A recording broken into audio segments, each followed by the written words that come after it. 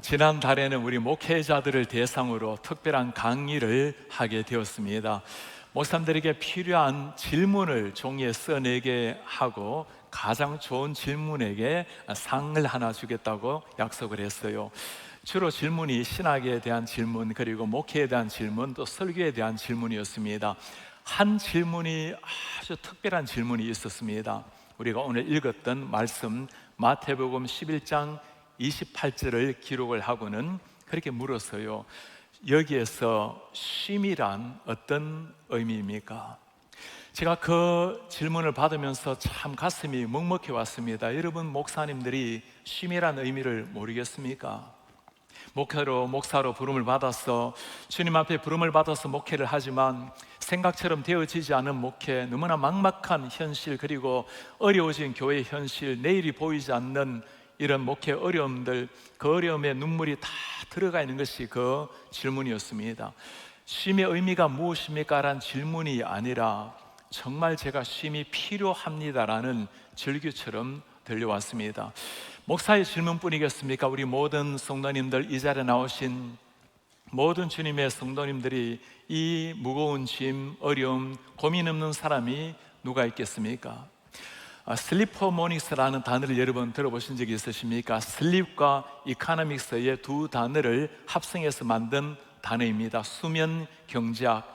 우리가 불면증에 많이 시달리면서 잠을 편하게 잘 수 있기 위해서 치료는 값을 계산한 것입니다. 우리나라 한국수면협회에 보면 2011년도에는 잠을 잘 자기 위해서 치루었던 비용이 4,800억 정도가 됩니다. 그리고 10년 후에 2021년도에는 3조 원이나 되는 엄청난 돈을 잠을 편하게 자기 위해서 투자하는 것을 보았습니다.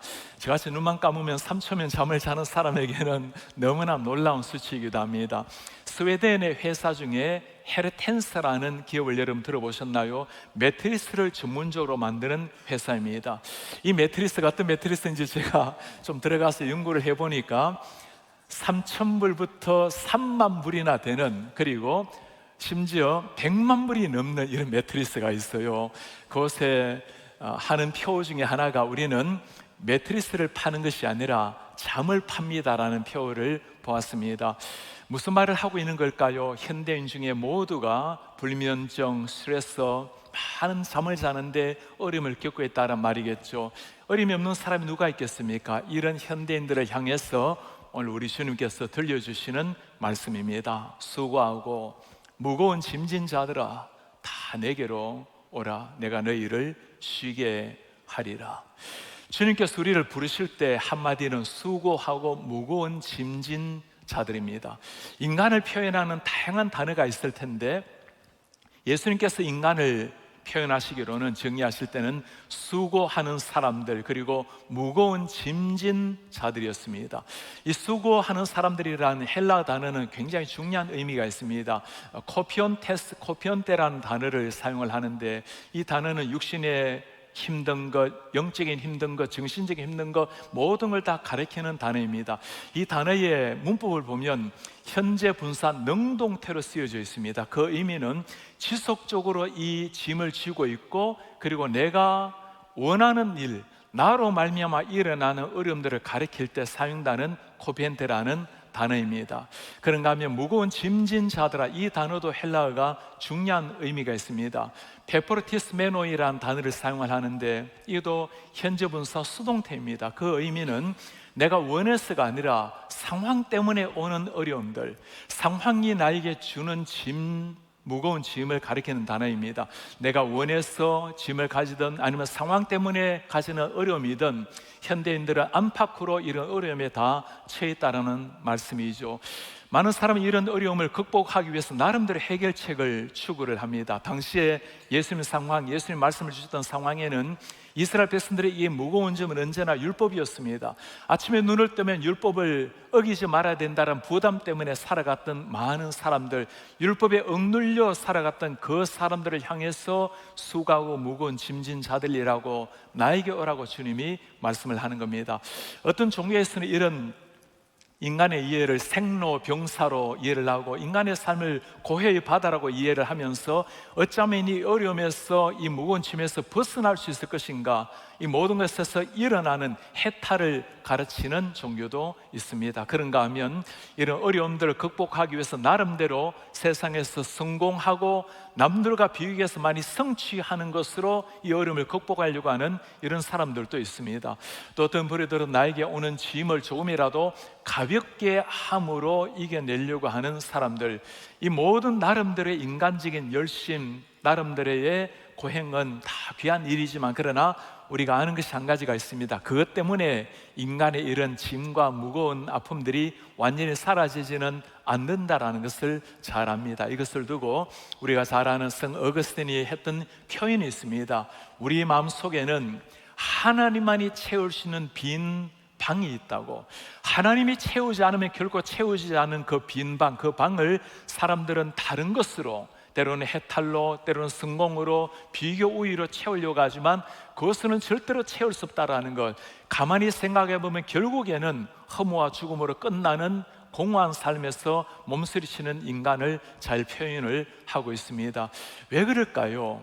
우리 나름대로 이것을 극복하려고 노력을 하지만 이 모든 문제가 나로 말미암는 것이 아니라 하나님과의 관계에서 비롯된다는 것을 모르기 때문입니다. 여러분, 수고하고 무거운 짐이라는 단어를 기억할 때 수고라는 말을 기억하면 떠오르는 말이 있습니까? 인간이 범죄하고 난 다음에 하나님이 하신 말씀 중에 먼저 나오는 단어가 수고라는 단어입니다. 창세기 3장 말씀에 보면 땅은 너로 말미암아 저주를 받고 너는 평생에 수고해야 패인 있어야 그 소산을 먹으리라.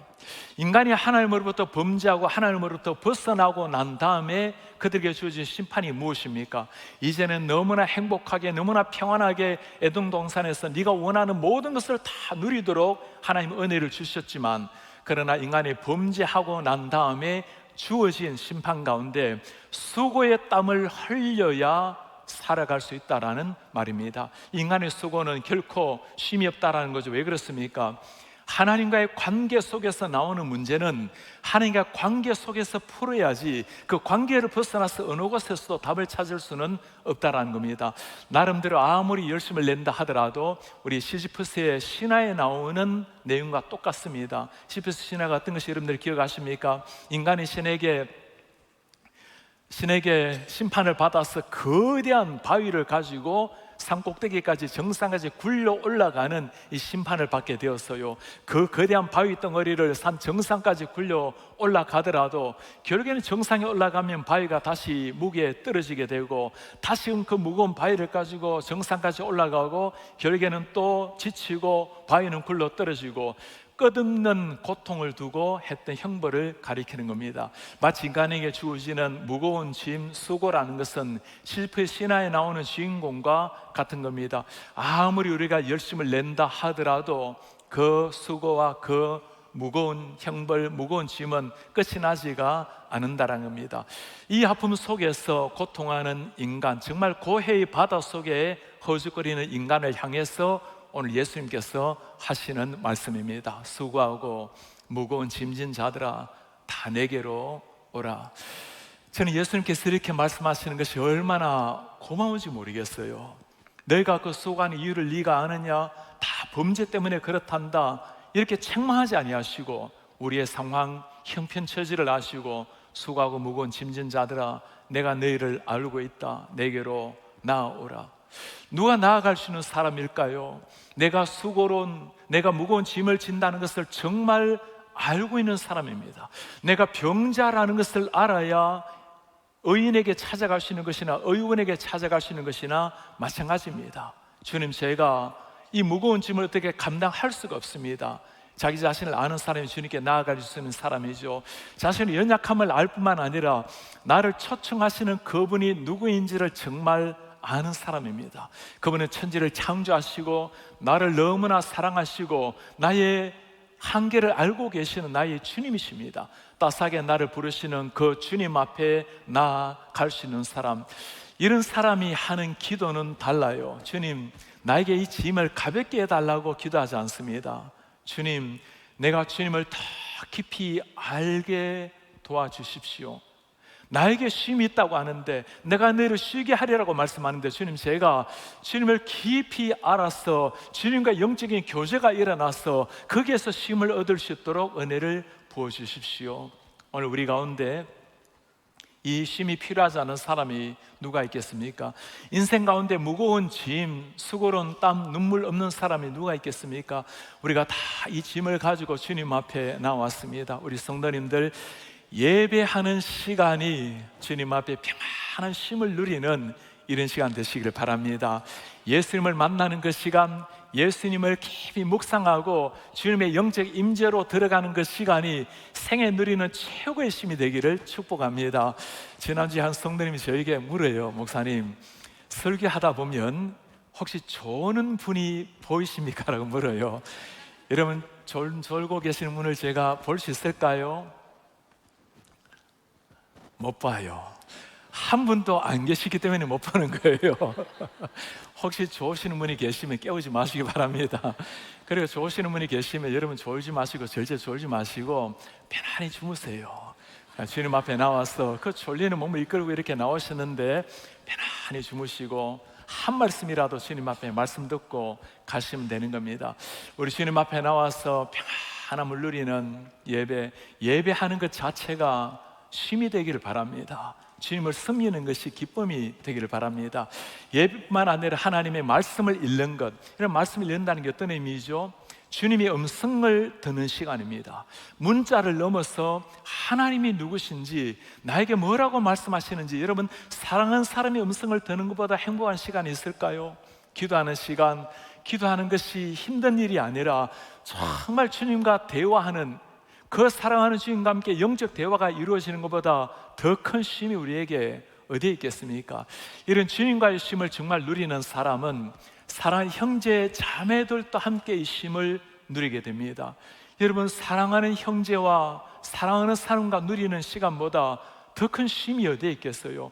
하나님 앞에서 한 형제요 자매가 된 우리 사랑하는 공동체가 누리는 이 쉼, 여러분들이 순모임이나 부서를 만날 때나 형제 자매를 만날 때 우리가 블레싱 파크를 통해서 이루려고 하는 것이 이것입니다. 예배를 마치고 속히 돌아가는 것이 아니라 하나님 앞에, 거룩하신 하나님 앞에 정말 감격스럽게 예배를 했다면 그 다음에 성도의 교제가 우리 가운데 일어나야 되는 겁니다. 아름다운 산천을 바라보면서 우리 아이들이 그물 안에 있는 것이 아니라 나가서 대자연을 창조하신 하나님을 마음껏 찬양하고 선생님들과 함께 뛰어놀고, 우리뿐만 아니라 나가서 지역의 주민들과 함께 교제하고 미래를 열어가는 것, 이 블레싱 파크가 정말 쉼을 주는 이런 행복한 땅이 되기를 축복합니다.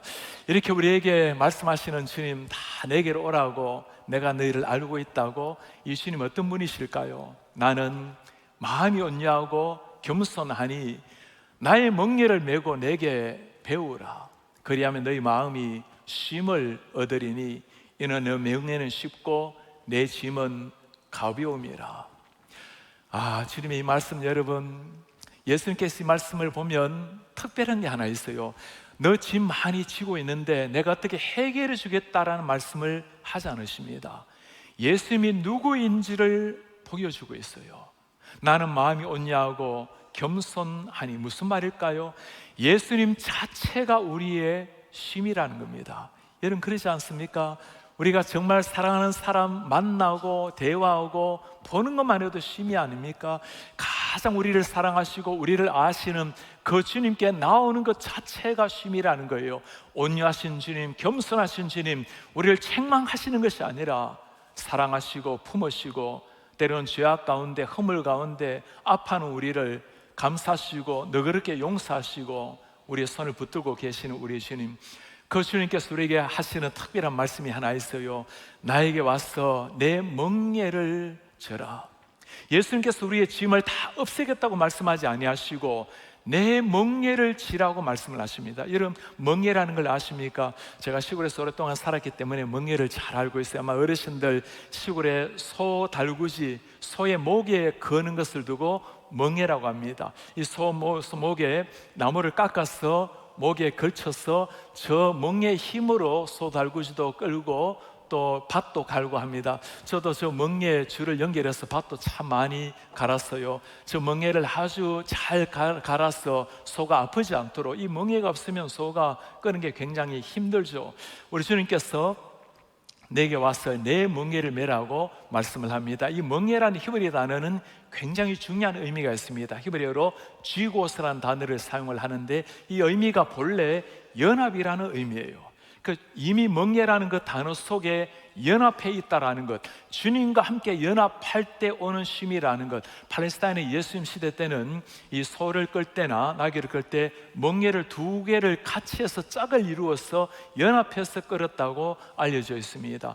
무슨 말일까? 예수님께서 내 멍에를 쥐고 메고 배우라는 것은 나와 함께 이 멍에를 메고 가면 우리 멍에를 가볍게 해주시겠다는 말씀입니다.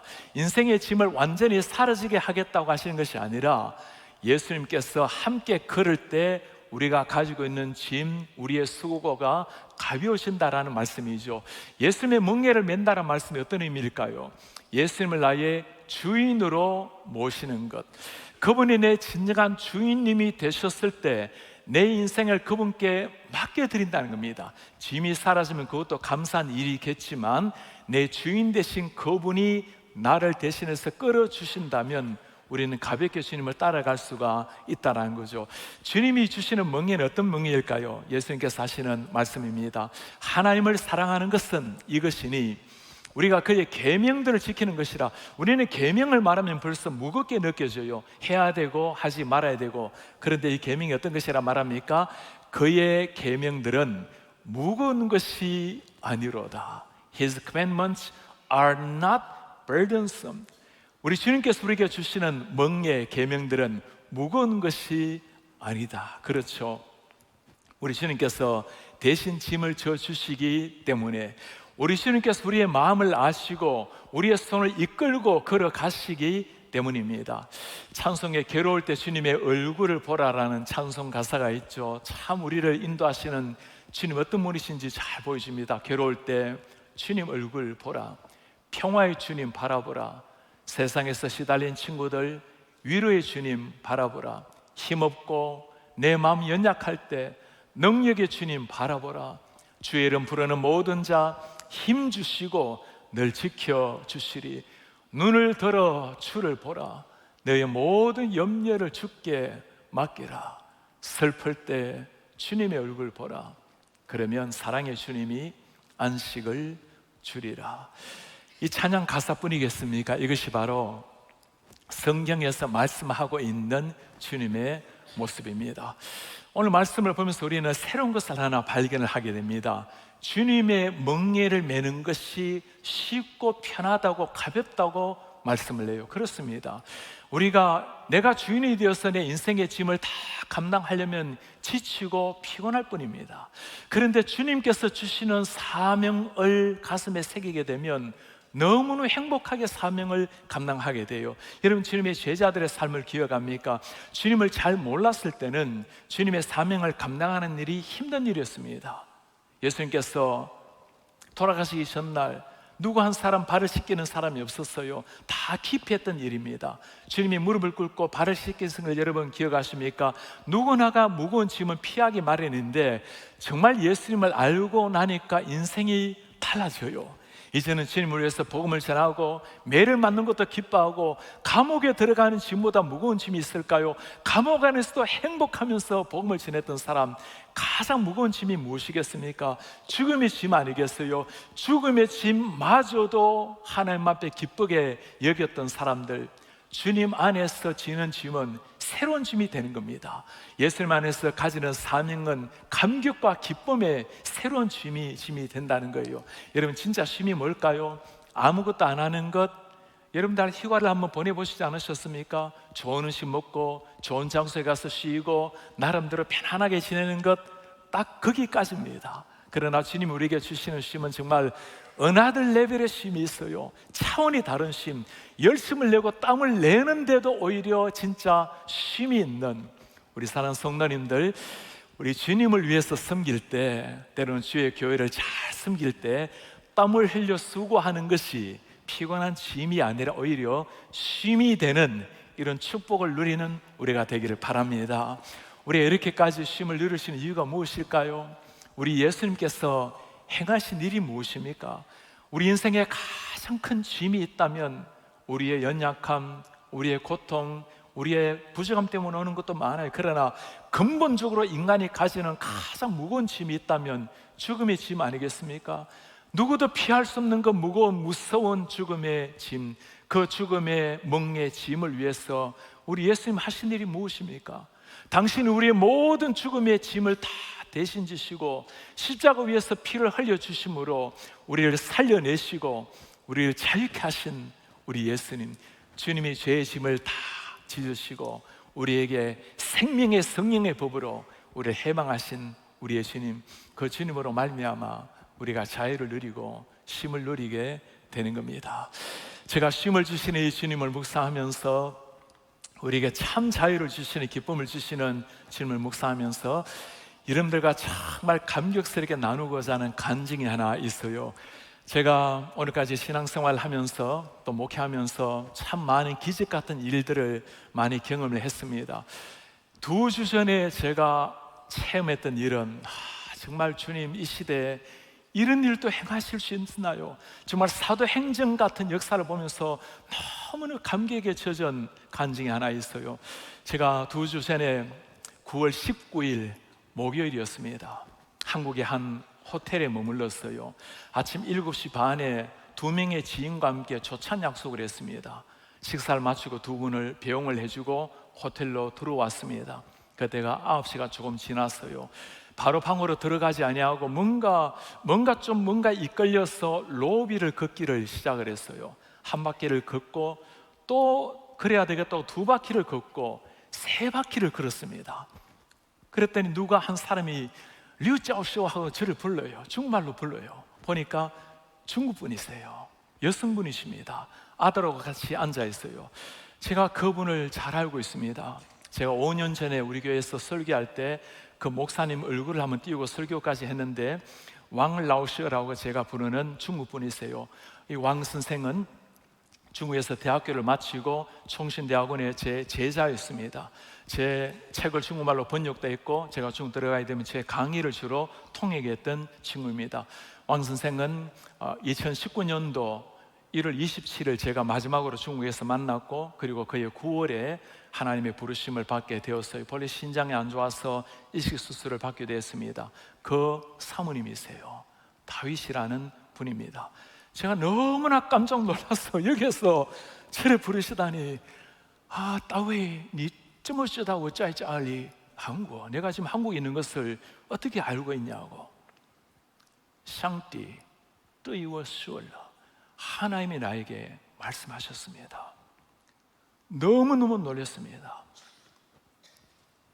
그리고 내가 이 지금 호텔에 있는 것은 没有一个人知道除了我的爱人, 내 아내 이외에는 내가 이 호텔에 머무는 것을 아무도 모르는데 어떻게 알고 있냐고.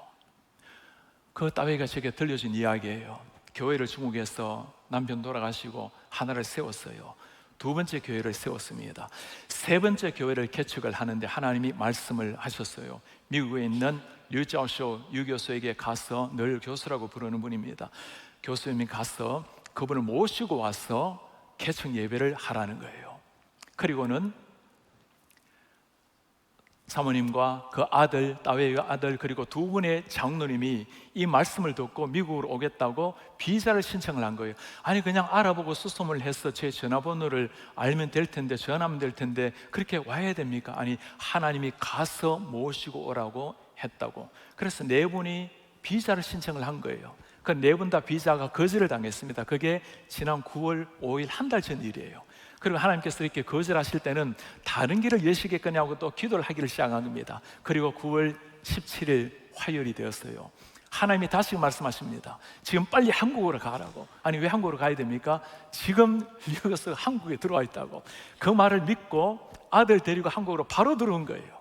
그리고는 호텔에 들어가서 한 곳에 머물다가 하루를 보내고 기도하다가 다음날 아침이 되었습니다. 빨리 일어나서 이 호텔로 가라고. 그분이 한국말을 압니까? 한국말 조금밖에 몰라요. 그리고 한국을 압니까? 호텔을 압니까? 하나님이 말씀하신 그 호텔 이름을 적어가지고 택시를 불러서 여기를 가자고. 그리고 호텔을 온 거예요. 호텔에 왔더니 9시래요. 그리고 아들하고 앉아서 하나님이 정말 오라고 해서 한국을 왔는데 이 유교수가 한국에 있는지 아니면 지금 이 호텔에 있는지 이게 막막하지 않겠어요? 아들하고 의심도 일어나다가 기도하다가 그리고 쫙 기도하다가 눈을 떴는데 제가 앞에 서 있는 거예요. 그게 9시 18분이었어요 할렐루야. 우리 정말 하나님, 제가 온몸이 정말 얼어붙는 것 같았어요. 어떻게 이런 일이 있을 수가 있는지, 왜 이렇게까지 해서라도 나를 데려가려고 합니까? 제가 그분 전화번호, 그분 제 전화번호 지난 5년 동안 제가 이메일 하나 한 것도 없어요. 아무것도 모르는 분입니다. 하나님이 당신을 데리고 와서 세 번째 교회를 개척 예배를 인도하라고 말씀해서 왔다는 거예요. 언제입니까? 10월 2일이래요 이번 주인 거예요. 제가 뭘 주저하겠습니까? 다 내려놓고 가야 되는데 제가 다음 주가 우리 조상호 목사님, 우리 17년 동안 섬기시다가 선교사로 파송을 받는데 제가 차마 이 파송 예배 있어야 될 것 같고, 오늘 우리가 1년에 한 번 하는 성찬 예배 아니겠습니까? 너무너무 제가 가야 되겠는데 상황이 이렇다고 했더니 매일간실에 아무 문제가 없대요. 다음 달에 해도 되고 다음 달 시간이 안 나면 내년에 해도 된대요. 우리 기다릴 수 있다고. 아니 개척 예배를 하는데 저 때문에 그렇게 기다리겠으면 안 될 것 아니겠어요? 이건 아니라 싶어서 미리 하는 거 어떻겠냐고. 미리든 내일이든 다 관계없대요. 와서 예배를 해달래요. 그래서 제가 지난주 수요일 본래 미국을 오기로 되어 있었습니다. 그래서 비행기표를 알아보니까 목금토 중에 금요일 하나도 없고 토요일 하나도 없고 목요일표가 2장 있어요. 빨리 목요일표로 바꿨어요. 그리고는 화요일에는 우리 PCA 스기님 브라이언 채플 교수님과 함께, 목사님과 함께 제가 PCA 회장이 되어서 총회 이번에 인사를 하기로 되어 있었습니다. 화요일 날 오후에 인사를 하고 그리고 서울로 올라와서 수요일 하루가 있는데 표를 알아보니까 아침 8시에 중국 들어가는 표가 있고 오후 4시 45분에 나오는 표가 있어요. 바로 그 표를 매입을 했습니다. 그리고 들어가기 전에 하나님, 정말 이 사도행전 같은 기적 같은 일이 눈앞에 일어났는데 하나님 무슨 말씀을 저에게 하려고 하십니까? 그 따웨이가 저를 만나고 난 다음에 너무 놀라면서 너무너무 행복해하면서 가방을 하나 열었습니다. 교수님, 이것은 사모님 선물이고요, 이것은 교수님 중국에 와서 예배 인도해 주는 사례비입니다. 제가 중국 20년을 다녔지만 단 한 번도 사례비를 받은 일이 없습니다. 받을 사례비도 아니지만 그까지 달러로 바꿔온 사례비를 보면서 제가 천리를 흘렀어요. 그냥 하나님의 말씀에 순종이 아니라 확신을 하고 들어온 이분들을 보면서 도대체 이분들의 신앙이 어떤 신앙인가, 이렇게 말씀하시는 하나님은 어떤 하나님이신가. 그분들의 신앙으로 하나님의 목소리를 들었지만 하나님, 저에게 말씀하시는 것이 무엇입니까? 간절히 기도하는 마음으로 들어가게 되었어요. 이런 고민이 안 되겠습니까? 오랜만에 5년 만에 들어가게 되는데 이렇게 잠시 들어왔다가 3시간 머물다가 나가는 길인데 당신이 이 3시간 만에 들어와서 왜 들어왔냐고 물으면 뭐라고 대답을 해야 될 것인가. 들어갈 때 10분 정도나 저를 세워놓고 이 질문 저 질문 다 하다가 나중에는 5명의 고안이 왔어요. 그렇게 제가 약간 긴장하면서 그 질문 이 질문 다 받다가 아주 마지막에 질문을 하나 했어요. 니 띠칠라이 친구마, 이것이 중국에 처음 오는 길이냐고. 제가 패스포트를 바꿨기 때문에 이제 처음 깨끗한 패스포트인데 제가 수도 없이 수십 번을 다녔는데 수십 번 다녔다 말하면 질문이 많을 테고 처음이라 말하면 거짓말이 될 테고 너무너무 고민이 되다가 하나님이 기가 막힌 답변을 주셨습니다. Excuse me. 제가 그 말을 잘 알아들었지만 그랬더니 다시 한번 또 이야기를 중국말로 그랬어요. 제가 다시 또 excuse me 했더니 이제는 안 물어요. 그리고는 들어가게 되었어요. 그리고 차를 몰고 1시간 정도 들어가서 교회를 가는데, 교회라고 따로 건물이 있는 것이 아니라 한 빌딩에 한 집을 렌트를 해서 가정교회를 하는 거예요. 제가 집을 들어서는 순간 정말 눈물이 확 쏟아졌습니다. 아직까지 완성된 건물도 아니에요. 중국에는 건물 안은 공사는 자기들이 다 해야 됩니다. 아직까지 본래 계획된 날이 아니잖아요. 여러분 들어갔을 때 제가 앞모습은 좀 찍기가 어렵고 뒷모습 제가 얼굴 안 보이게 한번 찍어본 거예요. 바닥 보면 공사 아무것도 안 돼 있고 벽 보면 아무것도 안 돼 있습니다. 18명의 젊은이들, 30대 젊은이들이 휴가를 낸 것도 아니고, 휴가 내면 또 왜 내느냐 다 적어내야 되기 때문에 그냥 무단 결근을 하고 예배를 참석을 한 거예요.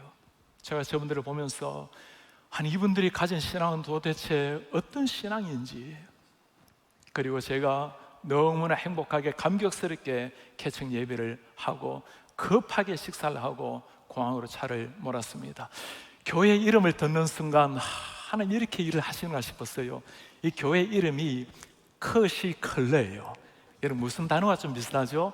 코카콜라와 좀 비슷하죠. 중국말로 콜라콜라가 커시컬러라고 해요. 이 단어가 예레미야 33장 9절에 나오는 단어입니다. 그 말씀에 보면 이 성읍이 세계 열방 앞에서 나의 기쁜 이름이 될 것이며 명웨이 커시컬러 쩌성, 그 이름이 커시컬러라고 희열의 성회라고 불리울 것이라. 어떻게 희열이라는 이름을 적었냐고. 지금 중국이 너무나 힘들고 어렵다 보니까 우리가 너무 힘이 빠져서 하나님이 좀 힘 주시도록 희열, 기쁨이라는 이름을 적었다는 거예요. 그리고 교수님을 만나서 하나님께서 이렇게 만나시는 걸 보니까 우리 성도들 얼굴 보세요. 정말 희열이 넘치는 얼굴을 보게 된 거예요. 제가 이 상황을 보면서 제가 3주 동안 잠시 안식을 보내면서 하나님이 주신 진짜 최고의 안식이 이 하나님이 행하시는 역사를 보는 거구나. 여러분 세상에서 우리가 누리시는 최고의 안식, 최고의 기쁨이 무엇일까요? 커시컬러, 하나님이 주시는 정말 그 기쁨, 하나님이 주시는 영광스러운 영광, 그 위험한 상황에, 그 어려운 상황에 하나님이 중국을 이토록 사랑하시고 하나님이 교회를 어려운 가운데 세우는 것을 이토록 기뻐하시는 그 하나님을 보고는 하나님 정말 하나님 살아계심에 이렇게까지 하지 않아도 우리가 하나님을 믿지만 이렇게 해서라도 그 위기를 뚫고 일어나는 사람들을 축복하시고 경외하시는 그 하나님을 보았어요. 그리고 저에게도 하나님 정말 하나님 살아계심을 보여주시면서 이 시대 그 뒤의 모습을 보면서 제가 이런 하나님, 지금 또 살아 역사하시는 하나님, 우리가 한 시대 정말 주님을 위해서 순교까지 했던 그 사도행전의 하나님을 믿는 그 믿음을 다시 한번 가슴에 새기라고 우리에게 주시는 하나님의 메시지를 보게 되었습니다. 우리 사는 성도님들, 이 살아계신 하나님 정말 가슴에 새기고 그 하나님을 믿고 살아가는 것이 우리의 힘이요, 그것이 최고의 힘인 줄 믿습니다. 커시컬러, 정말 희열의 하나님, 이렇게 살아계심을 보여주심으로 그 성도들을 위로하시고 교회를 기뻐하시고 우리에게도 다가오신 그 하나님, 그 하나님을 위해서 쉼이 진짜 쉼이 아니라 하나님을 위해서 멋지게 인생을 불태우는 것이 최고의 쉼인 줄 알고 주님과 함께 순례길 가장 행복하게 아름답게 사시다가 우리 주님 앞에 서시는 이런 하나님의 사람들 되시기를 주의 이름으로 축복합니다. 다시 일어나셔서 말씀을 간직하면서 함께 우리 찬송을 하기를 원합니다. 나를 지으신 주님 내 안에 계십니다. 처음부터 내 삶은 주님의 손에 있었습니다. 내 이름을 주님이 아시죠. 내 모든 생각, 내 흐르는 눈물도 주님이 닦아주시죠. 내가 아바 아버지라고 부를 때 주님이 들어주시죠. 나를 지으신 주님 내 안에 계시오. 내 안에 우리 주님 내 안에 계시는 우리의 주님, 처음부터 내 삶, 처음부터 내 삶 주님의 손에 있었지요. 그의 손에 있었죠. 내 이름 아시죠. 내 이름 아시죠. 내 모든 생각도 내 흐르는 눈물을 그가 닦아주시고 그는 내 아버지, 그는 내 아버지, 난 그의 소유, 내가 어디를 가든지 내가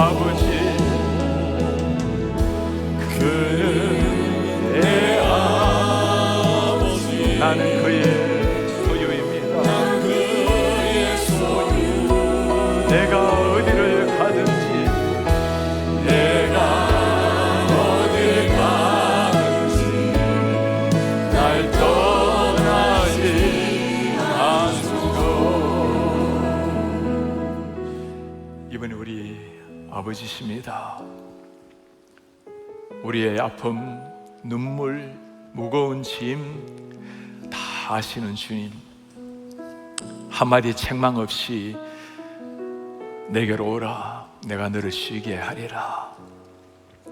그 어려운 어둠을 뚫고 핍박을 뚫고 힘이 필요하고 쉼이 필요한 그 형제 자매들에게 정말 크시 클러라고 이름까지 지은 그 교회, 하나님이 기적 같은 일들을 통해서 그들을 위로하시는 걸 보면서 이번에 우리 주님이 있어요.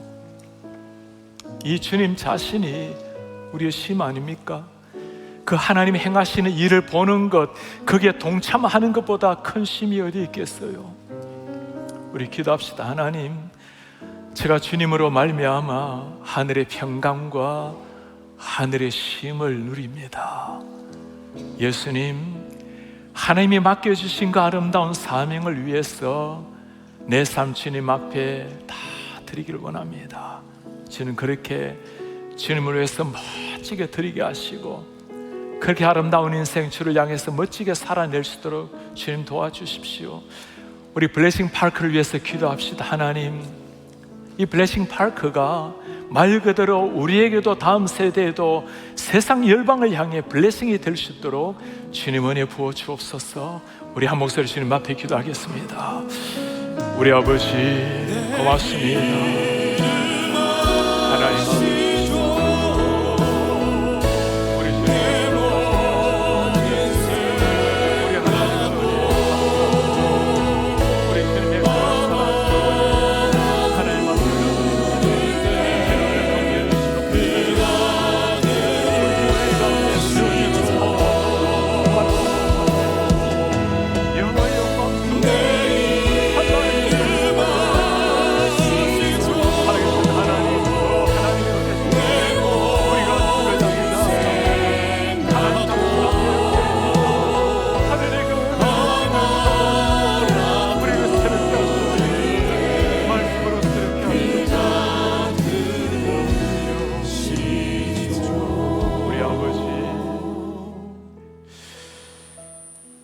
이분이 우리의 주님이심을 우리가 다시 확인하고 그렇게 하지 아니하실지라도 우리가 주님을 믿고 신뢰하고 살아가지만 오늘 또 살아계심을 우리 가운데 보여주시는 하나님 감사합니다.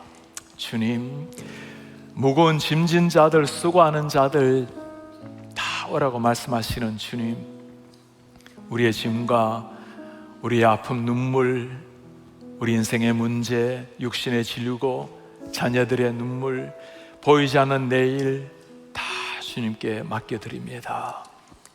우리 주님이 대신 멍에를 지시겠다고 하셨으니 우리 주인님께 맡겨드립니다. 그리고 하나님께서 우리에게 맡겨주신 그 멍에, 하나님 가벼운 그 멍에, 아니 심장을 뛰게 하는 그 멍에를 즐겁게 메고 사명을 아름답게 이루고 우리 주님 앞에 설 수 있도록 하나님 은혜 부어 주십시오. 주님, 저 커시컬러 교회, 하나님 특별한 은혜를 세우신 교회를 하나님이 맡아주십시오. 위기를 뚫고 어둠을 뚫고 고난과 핍박을 뚫고 세운 교회입니다.